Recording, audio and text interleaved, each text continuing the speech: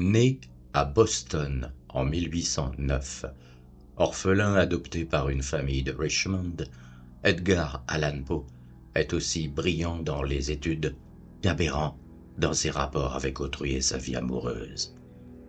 Il vit tantôt à New York, tantôt à Baltimore.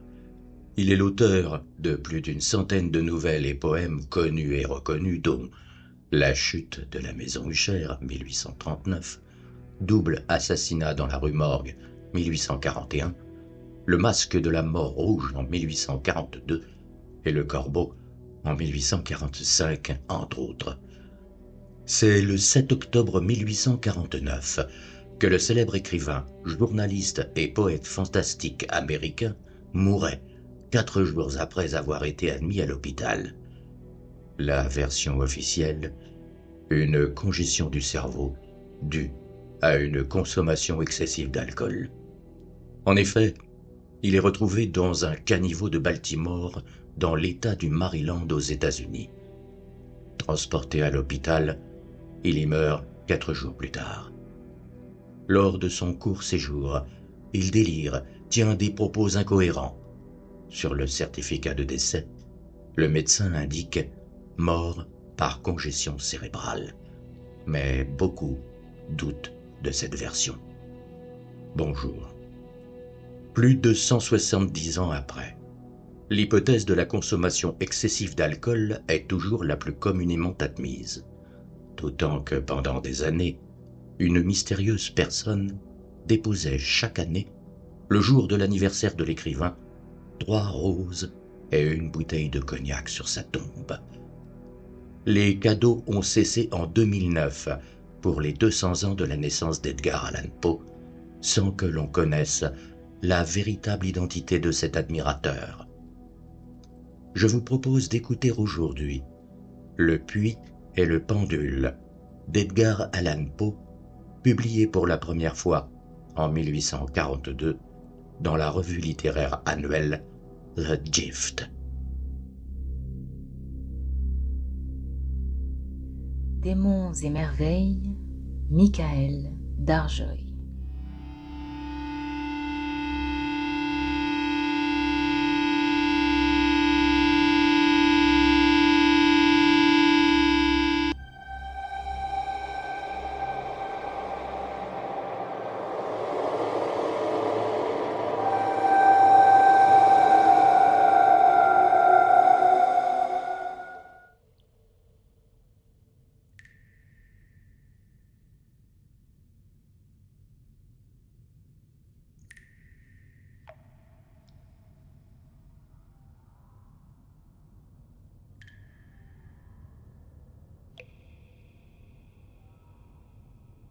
J'étais brisé jusqu'à la mort de cette longue agonie, et quand enfin ils me délièrent et qu'il me fut permis de m'asseoir, je sentis que mes sens m'abandonnaient. La sentence, la terrible sentence de mort, fut la dernière phrase distinctement accentuée qui frappa mes oreilles. Après quoi, le son des voix des inquisiteurs me parut se noyer dans le bourdonnement indéfini d'un rêve.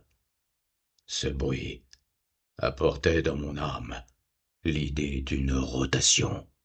Peut-être parce que dans mon imagination, je l'associais avec une roue de moulin. Mais cela ne dura que fort peu de temps, car tout d'un coup, je n'entendis plus rien. Toutefois, pendant quelque temps encore, je vis, mais avec quelle terrible exagération. Je voyais les lèvres des juges en robe noire. Elles m'apparaissaient blanches, plus blanches que la feuille sur laquelle je trace ces mots, et minces jusqu'au grotesque, amincies par l'intensité de leur expression de dureté, d'immuable résolution, de rigoureux mépris de la douleur humaine. Je voyais que les décrets de ce qui pour moi représentait le destin coulaient encore de ses lèvres. Je les vis se tordre en une phrase de mort, je les vis figurer les syllabes de mon nom, et je frissonnais sentant que le son ne suivait pas le mouvement.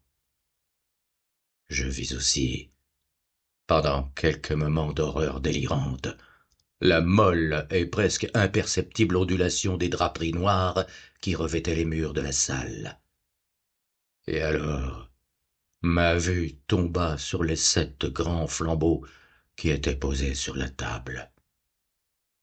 D'abord, ils revêtirent l'aspect de la charité et m'apparurent comme des anges blancs et sveltes qui devaient me sauver. Mais alors, et tout d'un coup, une nausée mortelle envahit mon âme, et je sentis chaque fibre de mon être frémir comme si j'avais touché le fil d'une pile voltaïque. Et les formes angéliques devenaient des spectres insignifiants, avec des têtes de flammes, et je voyais bien qu'il n'y avait aucun secours à espérer d'eux. Et alors se glissa dans mon imagination comme une riche note musicale l'idée du repos délicieux qui nous attend dans la tombe. L'idée vint doucement et furtivement, et il me semble qu'il me fallut un long moment pour en avoir une appréciation complète, mais au moment même où mon esprit commençait enfin à bien sentir et à choyer cette idée, des figures des juges s'évanouirent comme par magie. Les grands flambeaux se réduisirent à néant, leurs flammes s'éteignirent entièrement, le noir des ténèbres survint. Toutes sensations parurent s'engloutir comme dans un plongeon fou et précipité de l'âme dans l'Hadès. Et l'univers ne fut plus que nuit, silence, immobilité. J'étais évanoui, mais cependant, je ne dirais pas que j'eusse perdu toute conscience. Ce qu'il m'en restait, je n'essaierai pas de le définir, ni même de le décrire, mais enfin, tout n'était pas perdu. Dans le plus profond sommeil? Non. Dans le délire? Non. Dans l'évanouissement? Non. Dans la mort? Non. Même dans le tombeau, tout n'est pas perdu. Autrement, il n'y aurait pas d'immortalité pour l'homme. En nous éveillant du plus profond sommeil, nous déchirons la toile aranéeuse de quelques rêves. Cependant, une seconde après, tant était frêle peut-être ce tissu, nous ne nous souvenons pas d'avoir rêvé. Dans le retour de l'évanouissement à la vie, il y a 2 degrés. Le premier, c'est le sentiment de l'existence morale ou spirituelle. Le second, le sentiment de l'existence physique. Il semble probable que, si en arrivant au second degré, nous pouvions évoquer les impressions du premier, nous y retrouverions tous les éloquents souvenirs du gouffre transmondain. Et ce gouffre, quel est-il? Comment, du moins, distinguerons-nous ces ombres de celles de la tombe? Mais si les impressions de ce que j'ai appelé le premier degré ne reviennent pas à l'appel de la volonté, toutefois, après un long intervalle, n'apparaissent-elles pas sans y être invitées, cependant que nous nous éveillons d'où elles peuvent sortir? Celui-là qui ne s'est jamais évanoui n'est pas celui qui découvre d'étranges palais et des visages bizarrement familiers dans les braises ardentes. Ce n'est pas lui qui contemple, flottantes au milieu de l'air, les mélancoliques visions que le vulgaire ne peut apercevoir. Ce n'est pas lui qui médite sur le parfum de quelque fleur inconnue. Ce n'est pas lui dont le cerveau s'égare dans le mystère de quelque mélodie qui, jusqu'alors, n'avait jamais arrêté son attention.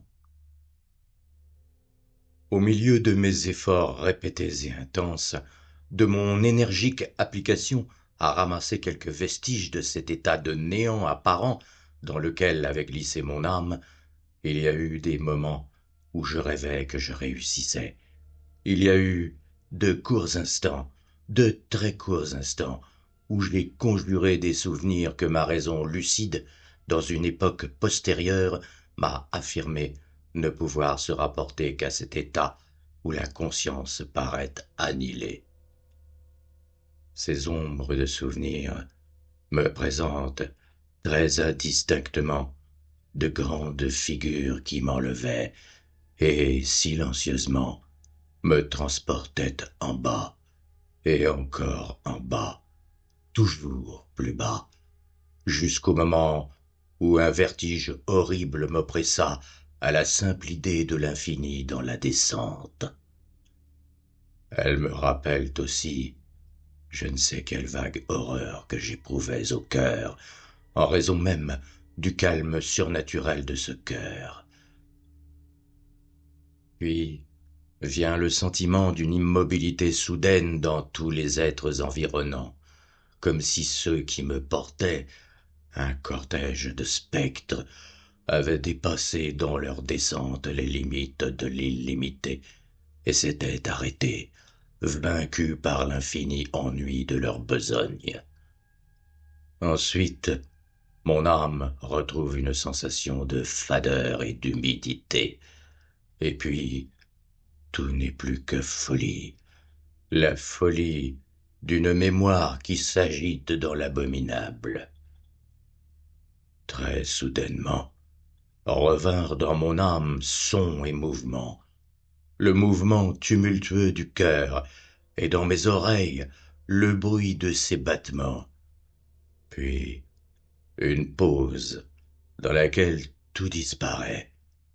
Puis, de nouveau, le son, le mouvement et le toucher, comme une sensation vibrante pénétrant mon être.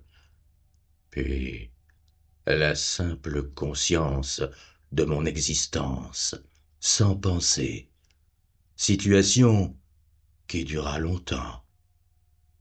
Puis, très soudainement, la pensée, et une terreur frissonnante, et un ardent effort de comprendre au vrai mon état, puis un vif désir de retomber dans l'insensibilité, puis brusque renaissance de l'âme et tentative réussie de mouvement. Et alors, le souvenir complet du procès, des draperies noires, de la sentence, de ma faiblesse, de mon évanouissement. Quant à tout ce qui suivit, l'oubli le plus complet.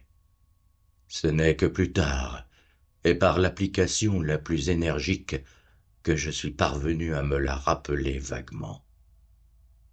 Jusque-là, je n'avais pas ouvert les yeux.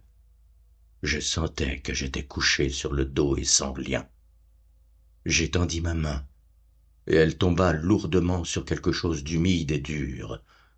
Je la laissai reposer ainsi pendant quelques minutes, m'évertuant à deviner où je pouvais être et ce que j'étais devenu. J'étais impatient de me servir de mes yeux, mais je n'osais pas. Je redoutais le premier coup d'œil sur les objets environnants. Ce n'était pas que je craignisse de regarder des choses horribles, mais j'étais épouvanté de l'idée de ne rien voir. À la longue, avec une folle angoisse de cœur, j'ouvris vivement les yeux. Mon affreuse pensée se trouvait donc confirmée. La noirceur de l'éternelle nuit m'enveloppait. Je fis un effort pour respirer.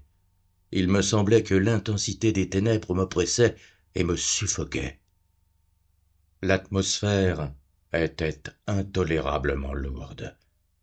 Je restai paisiblement couché, et je fis un effort pour exercer ma raison. Je me rappelais les procédés de l'Inquisition et, partant de là, je m'appliquai à en déduire ma position réelle.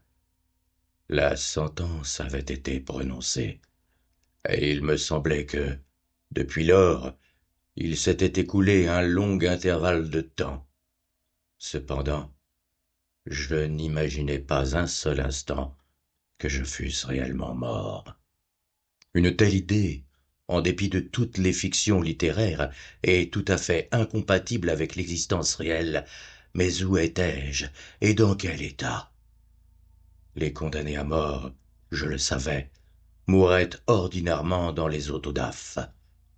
Une solennité de ce genre avait été célébrée le soir même du jour de mon jugement. Avais-je été réintégré dans mon cachot pour y attendre le prochain sacrifice qui ne devait avoir lieu que dans quelques mois. Je vis tout d'abord que cela ne pouvait pas être. Le contingent des victimes avait été mis immédiatement en réquisition. De plus, mon premier cachot, comme toutes les cellules des condamnés à Tolède, était pavé de pierres, et la lumière n'en était pas tout à fait exclue. Tout à coup, une idée terrible chassa le sang par torrents vers mon cœur, et pendant quelques instants, je retombai de nouveau dans mon insensibilité. En revenant à moi, je me dressai d'un seul coup sur mes pieds. J'étendis follement mes bras au-dessus et autour de moi, dans tous les sens. Je ne sentais rien. Cependant, je tremblais de faire un pas. J'avais peur de me heurter contre les murs dans ma tombe. La sueur jaillissait de tous mes pores et s'arrêtait en grosses gouttes froides sur mon front. L'agonie de l'incertitude devint à la longue intolérable, et je m'avançai avec précaution, étendant les bras et dardant mes yeux hors de leurs orbites, dans l'espérance de surprendre quelques faibles rayons de lumière. Je fis plusieurs pas, mais tout était noir et vide. Je respirais plus librement. Enfin, il me parut évident que la plus affreuse des destinées n'était pas celle qu'on m'avait réservée. Et alors, comme je continuais à m'avancer avec précaution, 1000 vagues rumeurs qui couraient sur ces horreurs de Tolède vinrent se presser pêle-mêle dans ma mémoire. Il se racontait sur ces cachots d'étranges choses. Je les avais toujours considérées comme des fables, mais cependant si étranges et si effrayantes qu'on ne les pouvait répéter qu'à voix basse.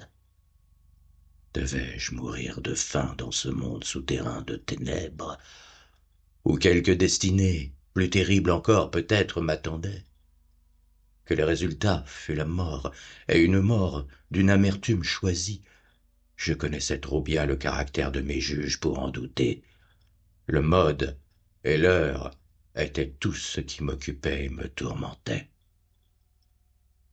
Mes mains étendues rencontrèrent à la longue un obstacle solide. C'était un mur qui semblait construit en pierre, très lisse, humide et froid. Je le suivis de près, marchant avec la soigneuse méfiance que m'avaient inspirée certaines anciennes histoires. Cette opération, néanmoins, ne me donnait aucun moyen de vérifier la dimension de mon cachot, car je pouvais en faire le tour et revenir au point d'où j'étais parti sans m'en apercevoir, tant le mur semblait parfaitement uniforme.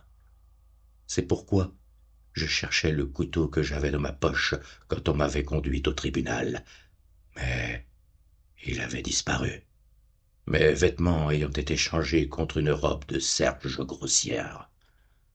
J'avais eu l'idée d'enfoncer la lame dans quelque menue crevasse de la maçonnerie, afin de bien constater mon point de départ.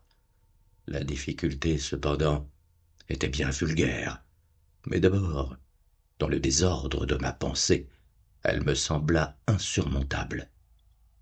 Je déchirai une partie de l'ourlet de ma robe, et je plaçai le morceau par terre, dans toute sa longueur et à angle droit contre le mur. En suivant mon chemin à tâtons autour de mon cachot, je ne pouvais pas manquer de rencontrer ce chiffon en achevant le circuit. Du moins, je le croyais, mais je n'avais pas tenu compte de l'étendue de mon cachot, de ma faiblesse. Le terrain était humide et glissant. J'allais en chancelant pendant quelque temps, puis je trébuchais, je tombais. Mon extrême fatigue me décida à rester couché, et le sommeil me surprit bientôt dans cet état. En m'éveillant et en étendant un bras, je trouvai à côté de moi un pain et une cruche d'eau. J'étais trop épuisé pour réfléchir sur cette circonstance, mais je bus et mangeai avec avidité. Peu de temps après, je repris mon voyage autour de ma prison, et avec beaucoup de peine, j'arrivai au lambeau de Serge. Au moment où je tombais, j'avais déjà compté 52 pas, et, en reprenant ma promenade, j'en comptai encore 48, quand je rencontrai mon chiffon. Donc, en tout, cela faisait 100 pas, et, en supposant que 2 pas fissent 1 yard, je présumais que le cachot avait 50 yards de circuit. J'avais toutefois rencontré beaucoup d'angles dans le mur, et ainsi il n'y avait guère moyen de conjecturer la forme du caveau, car je ne pouvais m'empêcher de supposer que c'était un caveau. Je ne mettais pas un bien grand intérêt dans ces recherches. À coup sûr, pas d'espoir, mais une vague curiosité me poussa à les continuer. Quittant le mur, je résolus de traverser la superficie circonscrite. D'abord, j'avançai avec une extrême précaution, car le sol, quoique paraissant fait d'une matière dure, était très très gluant. À la longue, cependant, je pris courage, et je me mis à marcher avec assurance, m'appliquant à traverser en ligne aussi droite que possible. Je m'étais ainsi avancé de 10 ou 12 pas environ, quand le reste de l'ourlet déchiré de ma robe s'entortilla dans mes jambes. Je marchai dessus et tombai violemment sur le visage. Dans le désordre de ma chute, je ne remarquai pas tout de suite une circonstance passablement surprenante qui cependant, quelques secondes après, et comme j'étais encore étendu, fixa mon attention.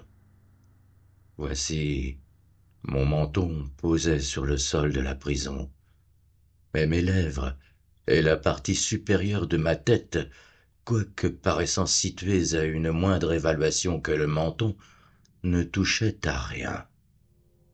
En même temps, il me sembla que mon front était baigné d'une vapeur visqueuse et qu'une odeur particulière de vieux champignons montait vers mes narines. J'étendis le bras et je frissonnais en découvrant que j'étais tombé sur le bord même d'un puits circulaire dont je n'avais, pour le moment, aucun moyen de mesurer l'étendue.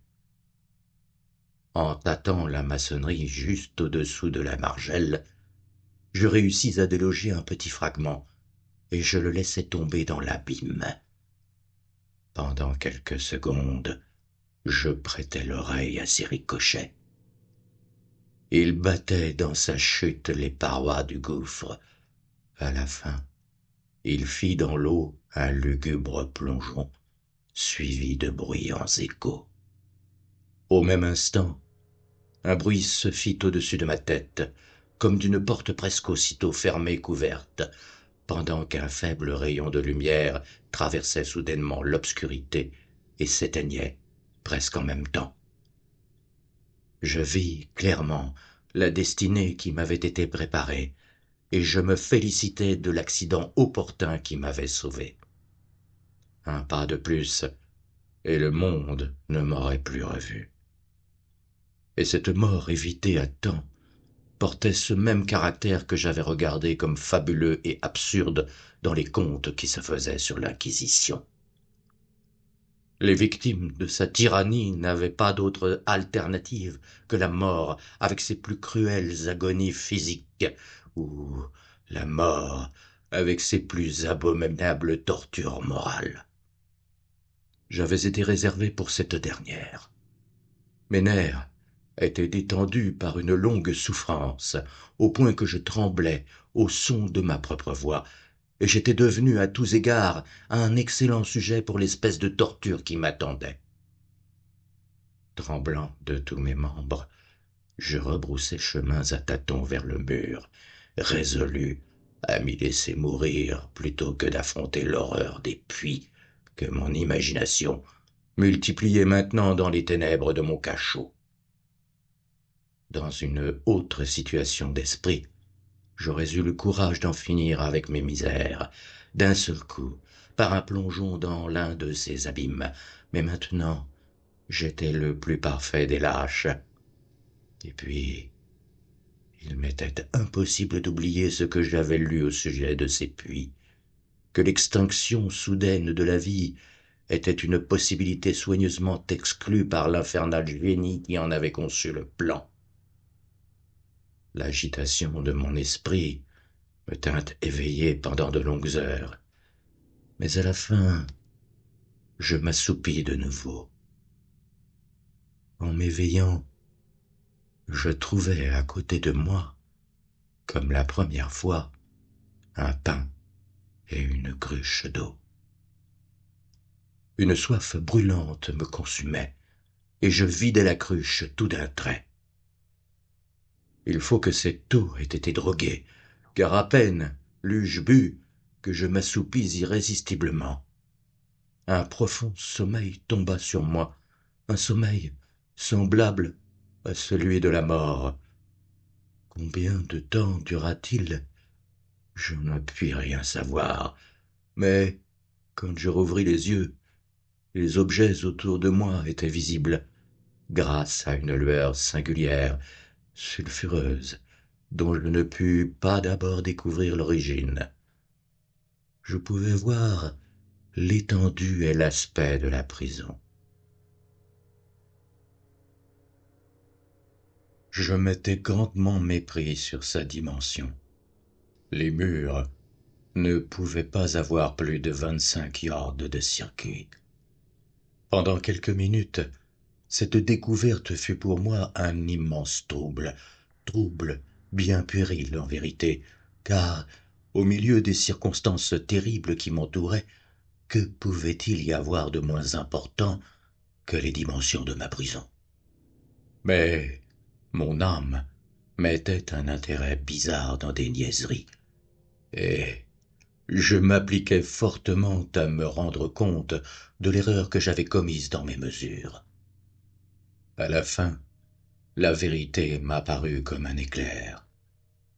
Dans ma première tentative d'exploration, j'avais compté 52 pas jusqu'au moment où je tombais.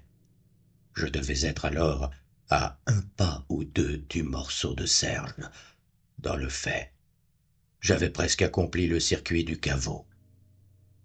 Je m'endormis alors et, en m'éveillant, il faut que je sois retourné sur mes pas, créant ainsi un circuit presque double du circuit réel. La confusion de mon cerveau m'avait empêché de remarquer que j'avais commencé mon tour avec le mur à ma gauche et que je finissais avec le mur à ma droite. Je m'étais aussi trompé relativement à la forme de l'enceinte. En tâtant ma route, j'avais trouvé beaucoup d'angles, et j'en avais déduit l'idée d'une grande irrégularité, tant est puissant l'effet d'une totale obscurité sur quelqu'un qui sort d'une léthargie ou d'un sommeil. Ces angles étaient simplement produits par quelques légères dépressions ou retraits à des intervalles inégaux. La forme générale de la prison était un carré. Ce que j'avais pris pour de la maçonnerie semblait maintenant du fer ou tout autre métal en plaques énormes dont les statures et les joints occasionnaient les dépressions. La surface entière de cette construction métallique était grossièrement barbouillée de tous les emblèmes hideux et répulsifs auxquels la superstition sépulcrale des moines a donné naissance. Des figures de démons, avec des airs de menace, avec des formes de squelettes, et d'autres images d'une horreur plus réelle souillaient les murs dans toute leur étendue. J'observais que les contours de ces monstruosités étaient suffisamment distincts, mais que les couleurs étaient flétries et altérées, comme par l'effet d'une atmosphère humide. Je remarquai alors le sol qui était en pierre. Au centre, bâillait le puits circulaire, à la gueule duquel j'avais échappé, mais il n'y en avait qu'un seul dans le cachot. Je vis tout cela indistinctement et non sans effort, car ma situation physique avait singulièrement changé pendant mon sommeil. J'étais maintenant couché sur le dos, tout de mon long, sur une espèce de charpente de bois très basse. J'y étais solidement attaché, avec une longue bande qui ressemblait à une sangle. Elle s'enroulait plusieurs fois autour de mes membres et de mon corps, ne laissant de liberté qu'à ma tête et à mon bras gauche, mais encore me fallait-il faire un effort des plus pénibles pour me procurer la nourriture contenue dans un plat de terre posé à côté de moi sur le sol. Je m'aperçus avec terreur que la cruche avait été enlevée. Je dis avec terreur, car j'étais dévoré d'une intolérable soif. Il me sembla qu'il entrait dans le plan de mes bourreaux d'exaspérer cette soif, car la nourriture contenue dans le plat était une viande cruellement assaisonnée.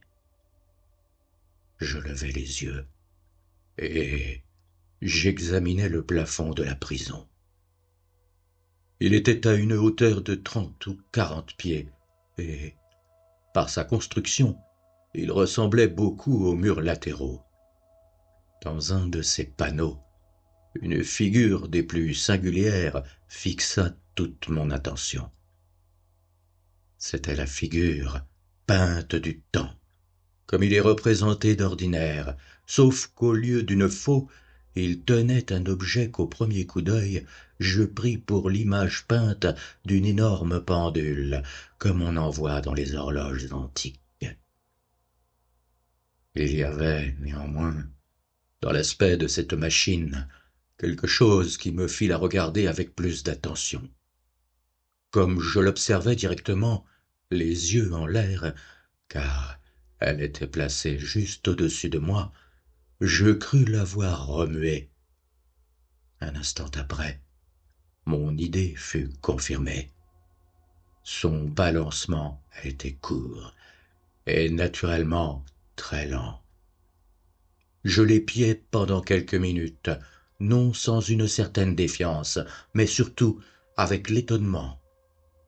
Fatigué à la longue de surveiller son mouvement fastidieux, je tournai mes yeux vers les autres objets de la cellule.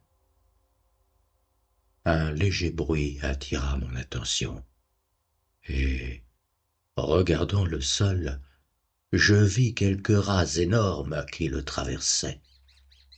Ils étaient sortis par le puits que je pouvais apercevoir à ma droite. Au même instant, comme je les regardais, ils montèrent par troupes, en toute hâte, avec des yeux voraces, affriandés par le fumet de la viande. Il me fallait beaucoup d'efforts et d'attention pour les en écarter.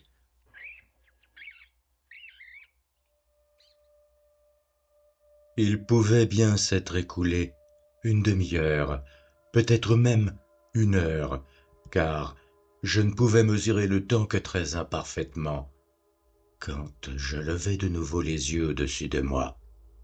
Ce que je vis alors me confondit et me stupéfia. Le parcours du pendule s'était accru presque d'1 yard. Sa vélocité, conséquence naturelle, était aussi beaucoup plus grande. Mais ce qui me troubla principalement fut l'idée qu'il était visiblement descendu.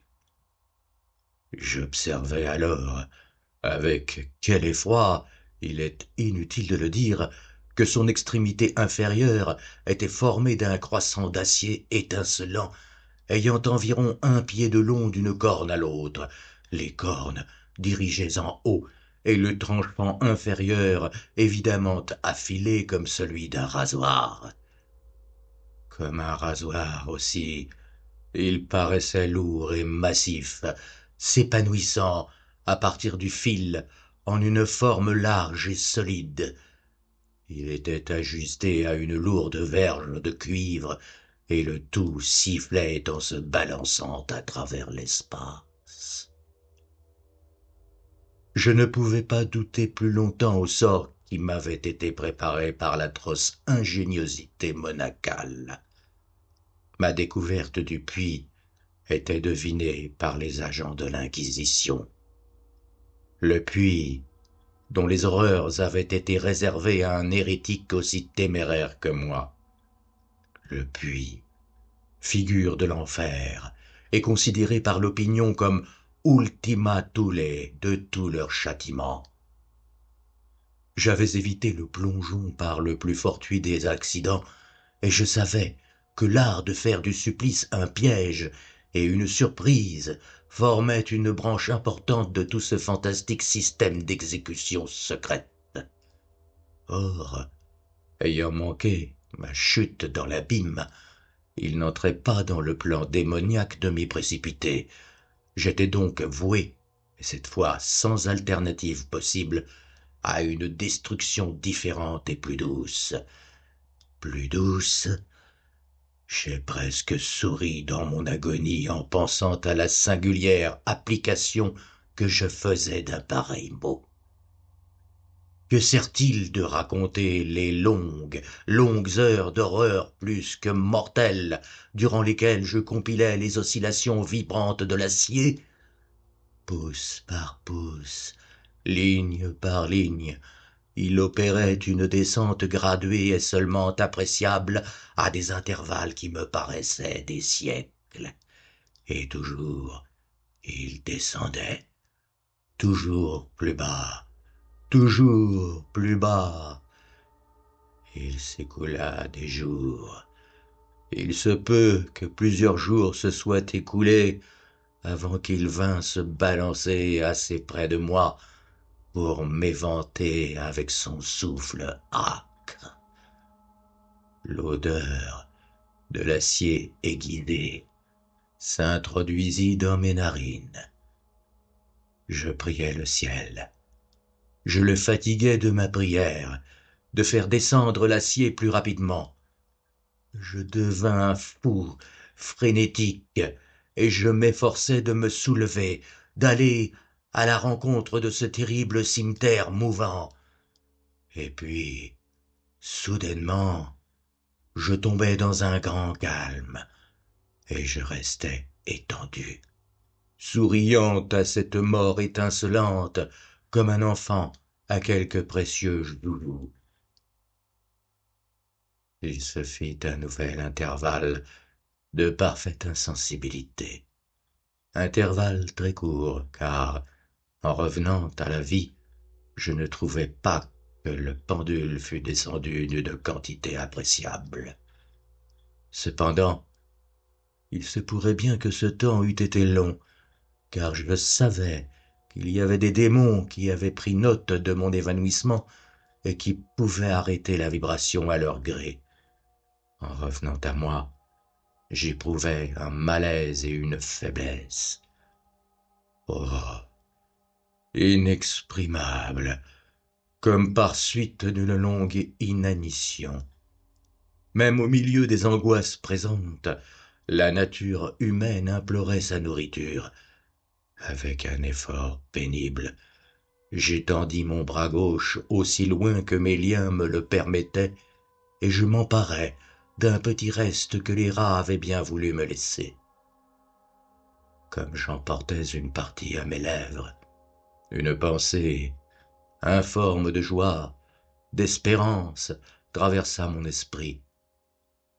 Cependant, qu'y avait-il de commun entre moi et Espérance? C'était, dis-je, une pensée informe. L'homme en a souvent de semblables qui ne sont jamais complétés. Je sentis que c'était une pensée de joie, d'espérance, mais je sentis aussi qu'elle était morte en naissant. Vainement, je m'efforçais de la parfaire, de la rattraper. Ma longue souffrance avait presque annihilé les facultés ordinaires de mon esprit. J'étais un imbécile, un idiot.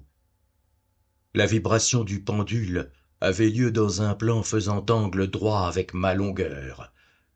Je vis que le croissant avait été disposé pour traverser la région du cœur. Il éraillerait la serge de ma robe, puis il reviendrait et répéterait son opération encore et encore. Malgré l'effroyable dimension de la courbe parure, quelque chose comme 30 pieds, peut-être plus, et la sifflante énergie de sa descente, qui aurait suffi pour couper même ces murailles de fer, en somme, tout ce qu'il pouvait faire pour quelques minutes, c'était dérailler ma robe. Et sur cette pensée, je fis une pause. Je n'osais pas aller plus loin que cette réflexion. Je m'appesantis là-dessus avec une attention opiniâtre, comme si, par cette insistance, je pouvais arrêter là la descente de l'acier. Je m'appliquai à méditer sur le son que produirait le croissant en passant à travers mon vêtement, sur la sensation particulière et pénétrante que le frottement de la toile produit sur les nerfs. Je méditais sur toutes ces futilités jusqu'à ce que mes dents fussent agacées.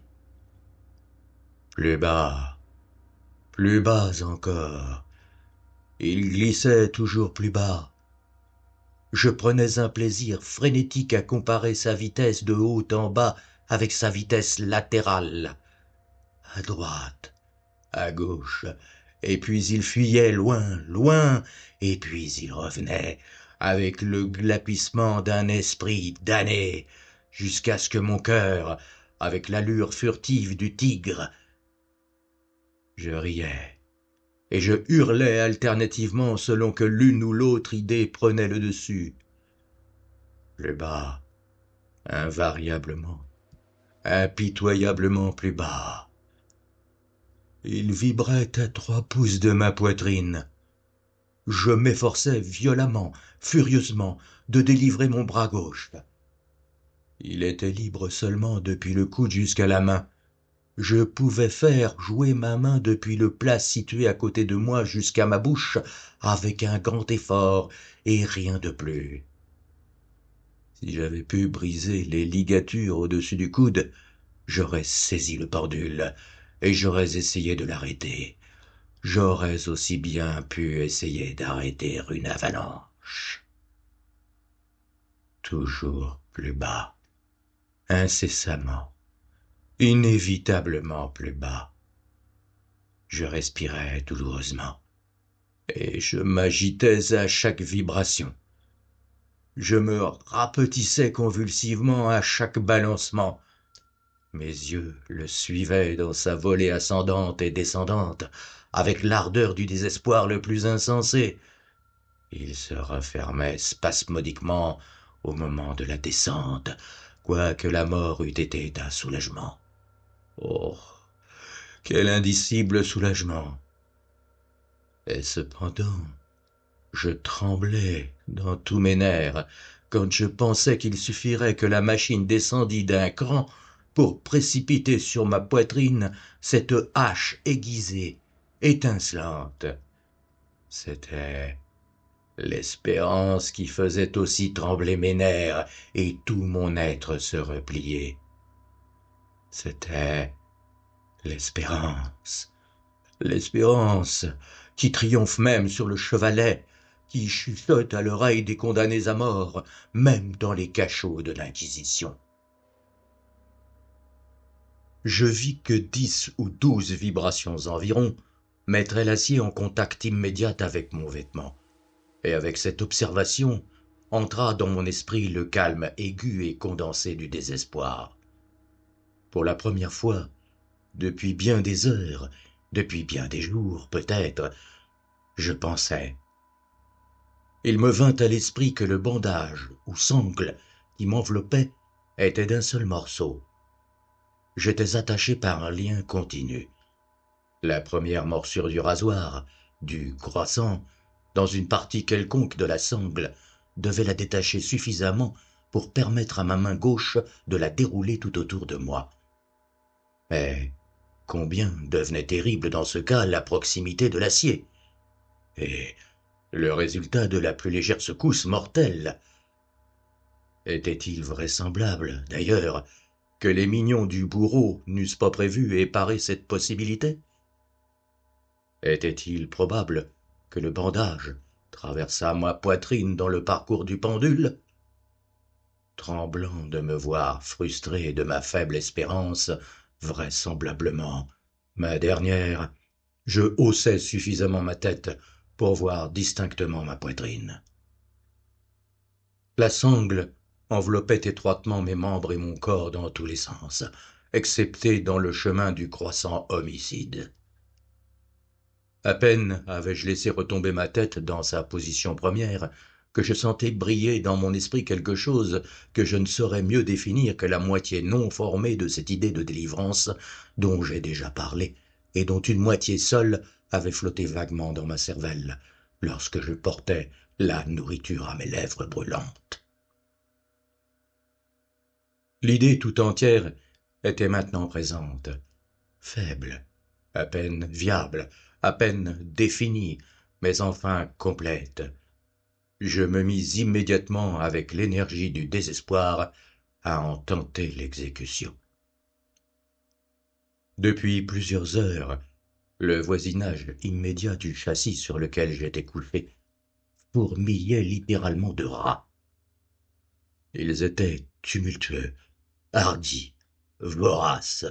Leurs yeux rouges dardaient sur moi, comme s'ils n'attendaient que mon immobilité pour faire de moi leur proie. À quelle nourriture, pensais-je, ont-ils été accoutumés dans ce puits? Excepté un petit reste, ils avaient dévoré, en dépit de tous mes efforts pour les en empêcher, le contenu du plat. Ma main avait contracté une habitude de va-et-vient, de balancement vers le plat, et, à la longue, l'uniformité machinale du mouvement lui avait enlevé toute efficacité. Dans sa voracité, cette vermine fixait souvent ses dents aiguës dans mes doigts. Avec les miettes de la viande huileuse et épicée qui restaient encore, je frottais fortement le bandage partout où je pus l'atteindre, puis, retirant ma main du sol, je restais immobile et sans respirer. D'abord, les voraces animaux furent saisis et effrayés du changement, de la cessation du mouvement. Ils prirent l'alarme et tournèrent le dos, et plusieurs regagnèrent le puits. Mais cela ne dura qu'un moment. Je n'avais pas compté en vain sur leur gloutonnerie. Observant que je restais sans mouvement, un ou deux des plus hardis grimpèrent sur le châssis et flairèrent la sangle. Cela me parut le signal d'une invasion générale. Des troupes fraîches se précipitèrent hors du puits. Ils s'accrochèrent au bois, ils l'escaladèrent et sautèrent par centaines sur mon corps. Le mouvement régulier du pendule ne les troublait pas le moins du monde. Ils évitaient son passage et travaillaient activement sur le bandage huilé. Ils se pressaient, ils fourmillaient et s'amoncelaient incessamment sur moi.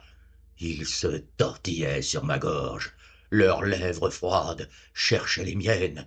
J'étais à moitié suffoqué par leur poids multiplié. Un dégoût qui n'a pas de nom dans le monde soulevait ma poitrine et glaçait mon cœur comme un pesant vomissement. Encore une minute, et je sentais que l'horrible opération serait finie. Je sentais positivement le relâchement du bandage. Je savais qu'il devait être déjà coupé en plus d'un endroit. Avec une résolution surhumaine, je restais immobile. Je ne m'étais pas trompé dans mes calculs. Je n'avais pas souffert en vain. À la longue, je sentis que j'étais libre. La sangle pendait en lambeaux autour de mon corps, mais le mouvement du pendule attaquait déjà ma poitrine. Il avait fendu la serge de ma robe, il avait coupé la chemise du dessous, il fit encore 2 oscillations, et une sensation de douleur aiguë traversa tous mes nerfs. Mais l'instant du salut était arrivé. À un geste de ma main, mes libérateurs s'enfuirent tumultueusement. avec un mouvement tranquille et résolu, prudent et oblique, lentement et en m'aplatissant, je me glissais hors de l'étreinte du bandage et des atteintes du cimeterre. Pour le moment du moins, j'étais libre. Libre et dans les griffes de l'Inquisition. J'étais à peine sorti de mon grabat d'horreur, j'avais à peine fait quelques pas sur le pavé de la prison, que le mouvement de l'infernale machine cessa et que je la vis, attirée par une force invisible à travers le plafond. Ce fut une leçon qui me mit le désespoir dans le cœur. Tous mes mouvements étaient indubitablement épiés. Libre, je n'avais échappé à la mort sous une espèce d'agonie que pour être livré à quelque chose de pire que la mort sous quelque autre espèce.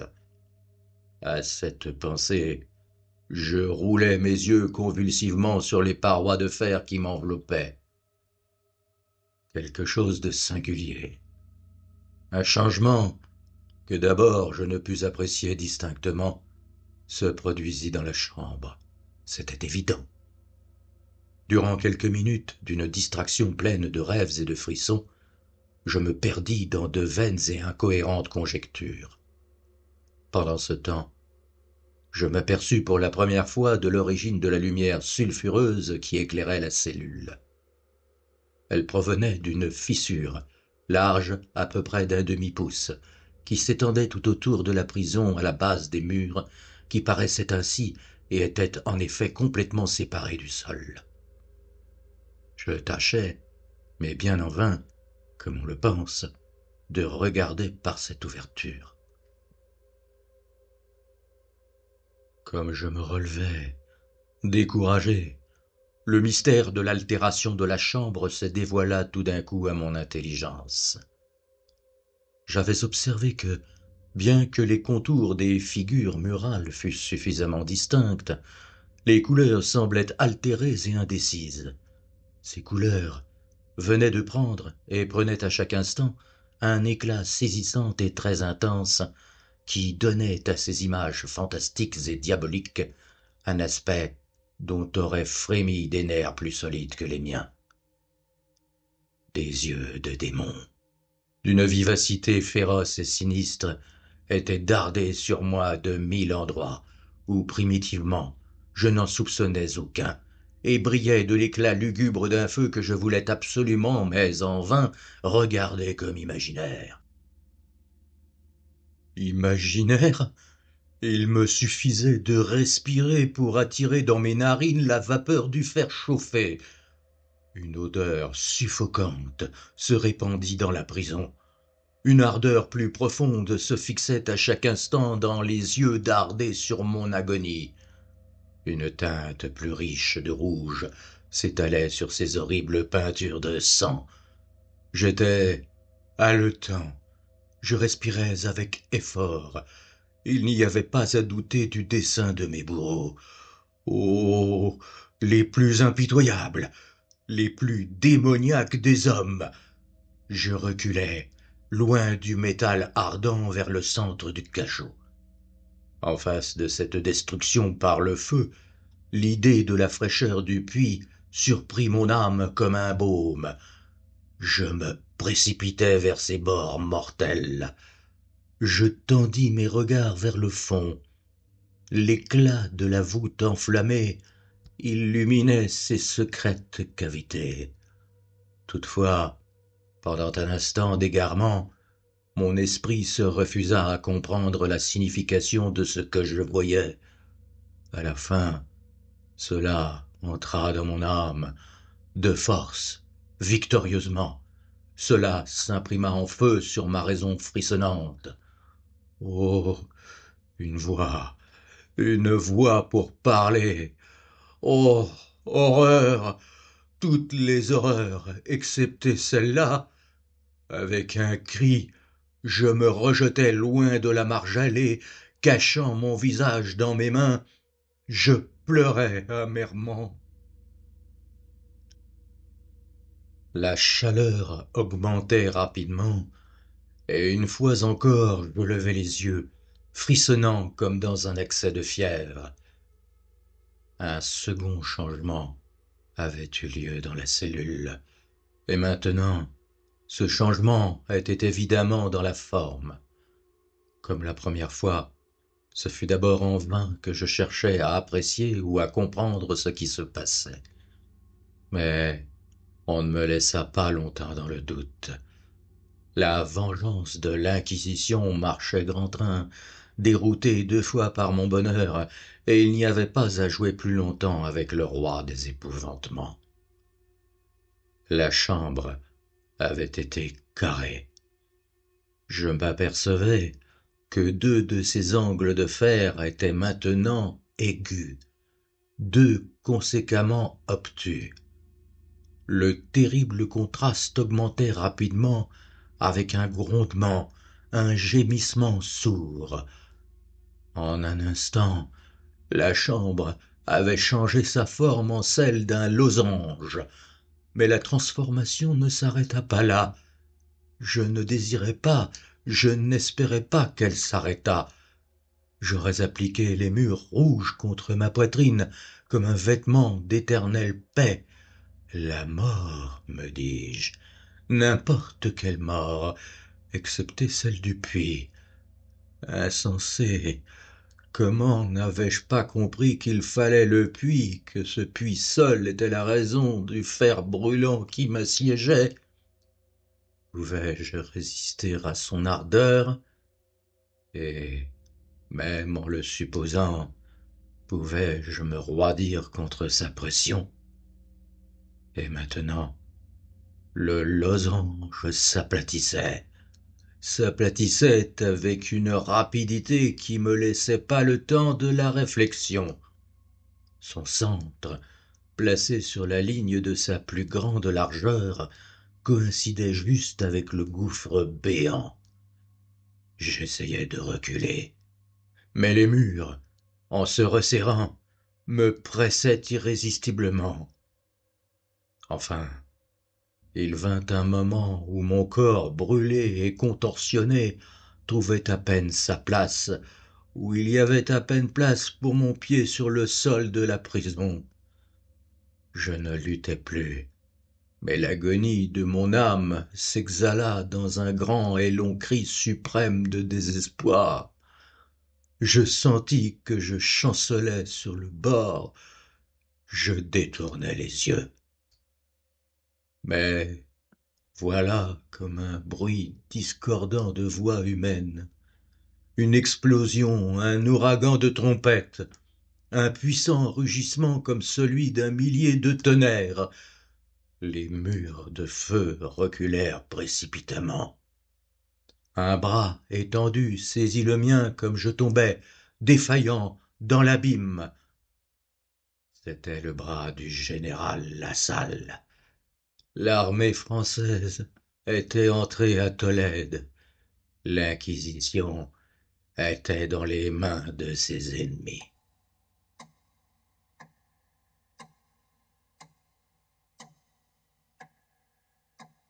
Je vous ai proposé Le Puits et le Pendule, une nouvelle d'Edgar Allan Poe, publiée pour la première fois en 1842. Le narrateur, condamné à mort par le Saint-Office, puis livré à une série de tortures, toutes plus ingénieuses et horrifiques les unes que les autres, est tiré in extremis de son cachot par l'arrivée des troupes napoléoniennes en Espagne, invasion qui met fin au règne sanglant de l'Inquisition. Rappelons à cet égard que l'Inquisition en Espagne ne s'acheva qu'en 1834. Cette nouvelle d'Edgar Allan Poe, plusieurs fois adaptée au cinéma, est un récit en apparence parfaitement résolu, très résolu, trop résolu. Mais une analyse attentive de son fonctionnement narratif peut révéler une duplicité finalement pas si étonnante que cela de la part d'un auteur dont l'art consommé consiste à ne conter une histoire que pour en conter une autre. Un happy end un peu trop abrupt de cette nouvelle de Poe, et il nous faut penser qu'il est fort improbable que le personnage puisse s'en tirer à si bon compte. Une telle fin est trop providentielle pour être crédible. Ne serait-ce pas plutôt une interprétation ironique du dénouement. Sur ces bonnes considérations, je vous souhaite une bonne soirée et à bientôt.